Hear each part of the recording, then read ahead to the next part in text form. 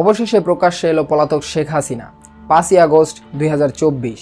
হেলিকপ্টারে করে দেশ ছেড়ে পালানোর পর দীর্ঘ কয়েক মাস যার কোনো হদিশ ছিল না, যার অবস্থান নিয়েছিল হাজারো রহস্য, সেই পলাতক সাবেক প্রধানমন্ত্রী শেখ হাসিনা কি শেষ পর্যন্ত প্রকাশ্যে এলেন?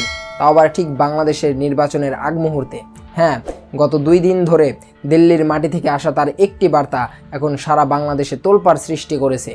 ডক্টর ইউনূসের অন্তর্বর্তী সরকারকে নিয়ে তিনি এমন কি বললেন, জানিয়ে খোদ ঢাকা এখন ক্ষোভে পেটে পড়ছে। আজ আমরা বিশ্লেষণ করব শেখ হাসিনার এই হঠাৎ আবির্ভাবের নেপথ্যে আসলে কি লক্ষ্য লুকিয়ে আছে।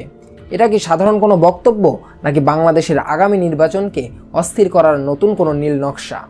সম্প্রতি দিল্লির একটি অনুষ্ঠানে শেখ হাসিনার একটি অডিও বার্তা এবং বক্তব্য সামনে আসে।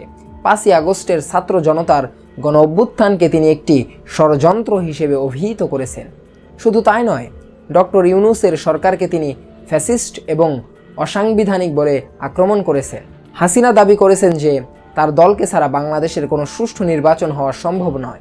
তিনি অভিযোগ তুলেছেন, বর্তমানে বাংলাদেশের সংখ্যালঘুদের ওপর নির্যাতন হচ্ছে এবং দেশ রসাতলে যাচ্ছে। সবচেয়ে বড় বিষয় হলো, তিনি তার সমর্থকদের রাজপথে নামার এবং এই সরকারকে উৎখাত করার প্রচ্ছন্ন উস্কানি দিয়েছেন। মজার ব্যাপার হলো, যিনি নিজে মানবতা বিরোধী অপরাধের দায়ে ট্রাইব্যুনালে দণ্ডিত এবং যার বিরুদ্ধে ফাঁসির পরোয়ানা রয়েছে, তিনি এখন বিদেশের মাটিতে বসে গণতন্ত্রের সবক দিচ্ছেন। হাসিনার এই বক্তব্যের পর চুপ করে থাকেনি ঢাকা। বাংলাদেশের পররাষ্ট্র মন্ত্রণালয় ভারতের কাছে তীব্র প্রতিবাদ জানিয়েছে। সরকার বলেছে, একজন দণ্ডিত ব্যক্তিকে এভাবে প্রকাশ্যে রাজনৈতিক বক্তব্য দেওয়ার সুযোগ দেওয়া 2 দেশের কূটনৈতিক সম্পর্কের জন্য চরম হুমকি স্বরূপ। এখানে একটা বড় প্রশ্ন জাগে, ভারত কেন তাকে এই সুযোগ দিচ্ছে? একদিকে ভারত বলছে হাসিনা এখানে অতিথি হিসেবে আসেন, অন্যদিকে তার এই উস্কানিমূলক বক্তব্য কি সরাসরি বাংলাদেশের অভ্যন্তরীণ রাজনীতিতে হস্তক্ষেপ নয়? বিশ্লেষকরা মনে করছেন, শেখ হাসিনাকে ভারতের মাটিতে বসে এমন কথা বলতে দেওয়া মানে হলো অন্তর্বর্তী সরকারকে চাপে ফেলার একটি কৌশল। বিশেষ করে ফেব্রুয়ারির 12 তারিখ যখন বাংলাদেশের নির্বাচন হতে যাচ্ছে, তখন এই ধরনের বক্তব্য পরিস্থিতিকে উত্তপ্ত করার চেষ্টা ছাড়া আর কিছুই নয়।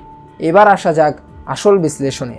কেন দীর্ঘ নীরবতার পর শেখ হাসিনা এখন মুখ খুললেন?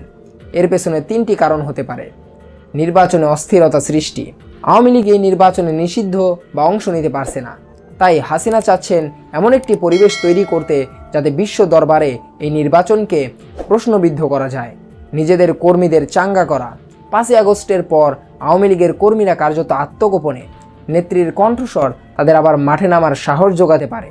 ভারতকে কার্ড হিসেবে ব্যবহার।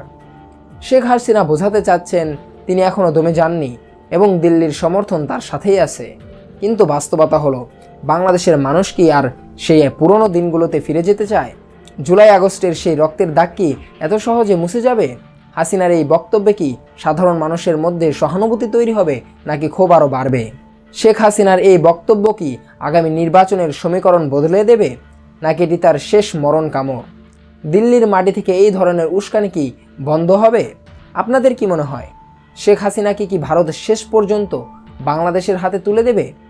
আপনার মূল্যবান মতামত আমাদের কমেন্ট বক্সে অবশ্যই জানান। দেশ বিদেশের এমন আরও নিউজ অ্যানালাইসিস পেতে ফ্রন্ট ডেস্ক টিভি চ্যানেলটি সাবস্ক্রাইব করুন। দেখা হবে পরবর্তী ভিডিওতে। ধন্যবাদ।